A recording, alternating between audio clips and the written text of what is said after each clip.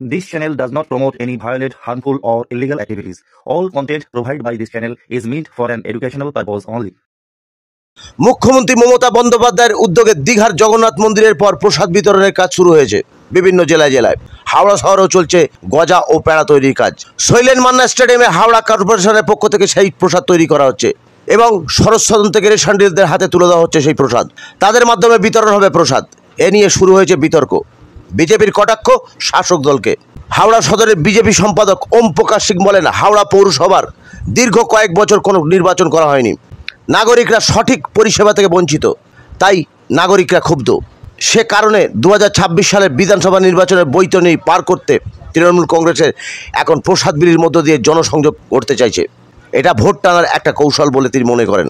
পাল্টা জবাবে হাওড়া পৌর নিগমের মুখ্য প্রশাসক সুজয় চক্রবর্তী বলেন, কালীগঞ্জ উপনির্বাচনের ফলাফল দেখিয়ে দিয়েছে কাদের জনসংযোগ আছে আর কাদের নেই। মুখ্যমন্ত্রী জনমুখী প্রকল্পের কারণে আগামী বিধানসভা নির্বাচনেও হাওড়ার 16টি আসনে তৃণমূলই জিতবে।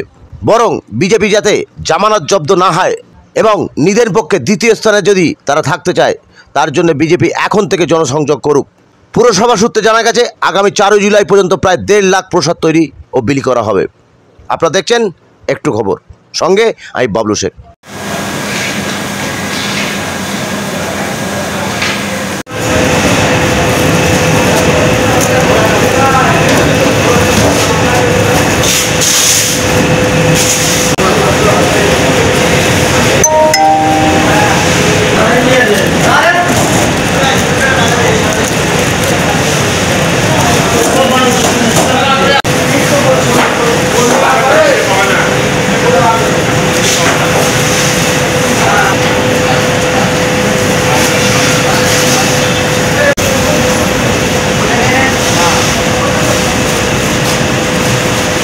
আমি একটা কথা বলি যে এটা তো গোটা পশ্চিমবঙ্গ জুড়ে আপনারা জানেন, এটা বিভিন্ন রেশন ডিলারদের মাধ্যমে এই প্রসাদ মানুষের বাড়ি বাড়ি পৌঁছবে।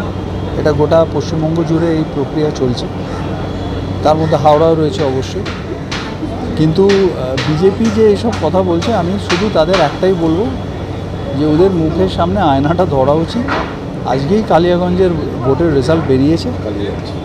হ্যাঁ, তো ওখানে ওরা আজকেই দেখতে পেয়েছে অলরেডি যে মানুষ জনসংযোগ কাদের বেশি দরকার। আমি ওদেরকে রিকোয়েস্ট করব যে ওরা বরং জনসংযোগ শুরু করুক। 2026-এ ভোট, হাওড়াতে তো একটা সিটও পাবে না, যাতে অন্তত দ্বিতীয় স্থানে থাকে। তার জন্য যেটুকু জনসংযোগ, সেই জনসংযোগটুকু তারা যেন এখন থেকে শুরু করে, নাহলে দ্বিতীয় স্থানও পাবে না, জামানত বাজেয়াপ্ত।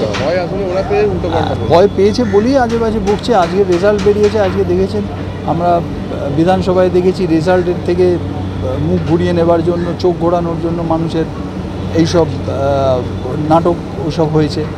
তো এখানেও তাই। আমি আবারও বলছি, 16টা বিধানসভায় যে আমাদের সিট আছে, 16-র মধ্যে প্রত্যেকবার 16-0 হয়, এবারেও 16-0 হবে। ওনাদের জনসংযোগ বরং একটু বাড়ানো ভালো, যাতে করে ওনাদের অন্তত জামানত বাজেয়াপ্ত না হয়। কারণ দিদির জনমুখী প্রকল্পের কাছে বিজেপি, সিপিএম কারোর কোনো উত্তর নেই।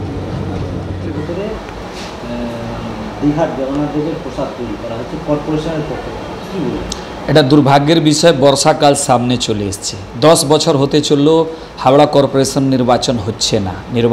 কর্পোরেশনের কাজ কি? মানবিক যেটা নাগরিক পরিষেবা দেওয়ার, সেগুলো শূন্য, শেষ, একেবারে বসে গেছে। প্রশাসক টিএমসি দালাল হিসাবে কাজ করছেন, এটা ওপেন আমরা বলতে পারি। আর রইল এবার মন্দিরের প্রসাদ তৈরি করা।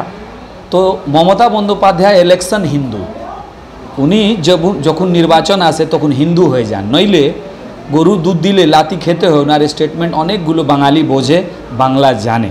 তবুও বলবো যে পুরী থেকে মহাপ্রভু চলে এসছেন দীঘা, এবার কিন্তু 26-এ দিদির বিদায় সুনিশ্চিত বঙ্গোপসাগরে। তাই মহাপ্রভু নিজে চলে এসছেন দীঘা, দিদি নিয়ে এসছেন, আর ওনারই বিদায় হবে। এই প্রসাদ বিলি করে কোনো লাভ হবে না। একদম এটার মানে রাজনীতিকরণ, আর কিছু নয়। প্রসাদ তৈরি করবে মন্দির, কর্পোরেশন কাজ কি প্রসাদ তৈরি করা? আমাদের তো বিজেপি শাসিত অনেকগুলো কর্পোরেশন রয়েছে দেশে। মন্দির তৈরি করবে, মন্দির বিলি করবে। এটা পলিটিক্যাল স্টান্ট, ভোট নেওয়ার জন্য হিন্দু সমাজের। কিন্তু এটাও আমি বিজেপিকে থ্যাঙ্কস বলবো যে বিজেপির এতটা ভয় যে মমতা বন্দ্যোপাধ্যায়কে বাধ্য হয়ে জয় শ্রীরাম পাপ ছিল, এবার জয় জগন্নাথ বলেও প্রসাদ বিলি করতে হচ্ছে, কিন্তু তবুও মুক্তি হবে না। আর ভগবান জগন্নাথ হোক বা ভগবান রাম, সবাই বিষ্ণুর অবতার, একই আছেন। তো এটা ইলেকশন হিন্দু, তারই এটা পরিণতি, তবুও উনি বাঁচবেন না। ওম প্রকাশ সিং, জেলা সম্পাদক, হাবড়া সদর জেলা বিজেপি।